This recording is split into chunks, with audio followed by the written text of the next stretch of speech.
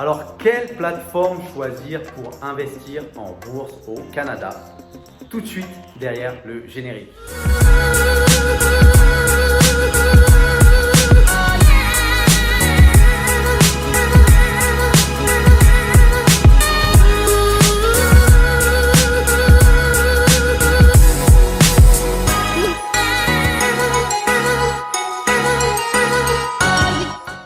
Salut à toi qui regarde cette vidéo, c'est Fala, l'auteur du livre La vie de rêve. Le lien est dans la description. Dans cette vidéo, je veux juste répondre à une question qui est: quelle est la plateforme pour investir en bourse au Canada? D'accord? Juste avant qu'on rentre dans les plateformes, abonne-toi à cette chaîne pour recevoir d'autres conseils sur les revenus complémentaires, immobilier, bourse ou revenus en ligne. Et aussi, mets un pouce dans cette vidéo et n'hésite pas à me partager quel que soit le commentaire. Ce sera moi ou mon équipe qu'on va te répondre directement. Alors, quelles sont les plateformes aujourd'hui où tu peux investir en bourse au Canada? Il y a deux types de plateformes. Soit les plateformes, je dirais, classiques qui sont les banques. Et là, je ne vais pas faire de la publicité pour les grandes banques, mais la banque jaune, la banque verte, la banque rouge, enfin peu importe. Enfin, allez, je vais te dire les noms, c'est RBC, Citibank, Scotia, CIBC, toutes les grandes banques, BMO.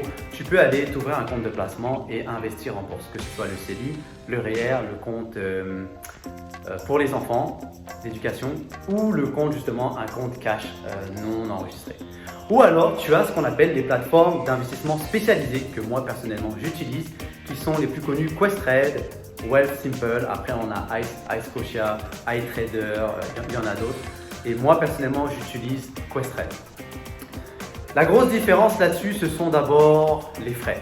Souvent dans une banque classique, tu paies environ, et là encore une fois au moment de la vidéo ça peut changer, tu vas payer entre 20 à 40 $ par opération.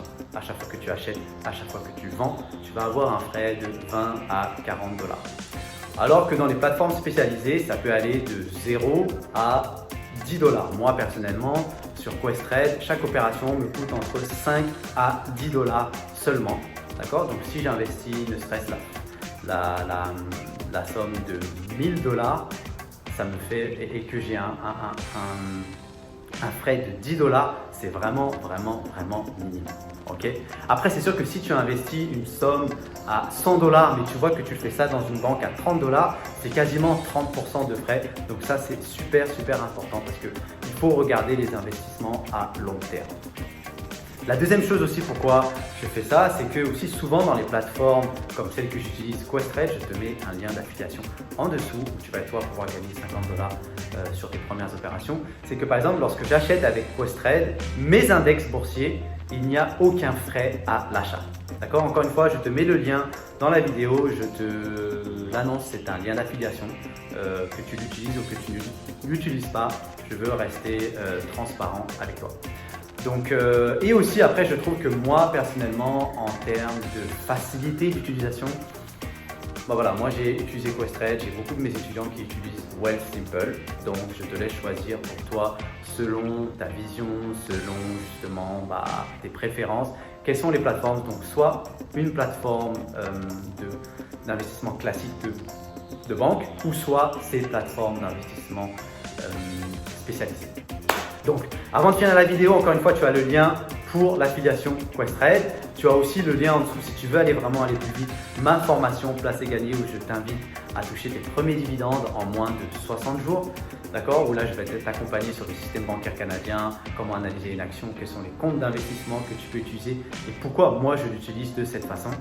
Et voilà, dernière chose, abonne-toi à la chaîne, mets un like et puis surtout n'hésite pas à me partager un commentaire sur cette vidéo.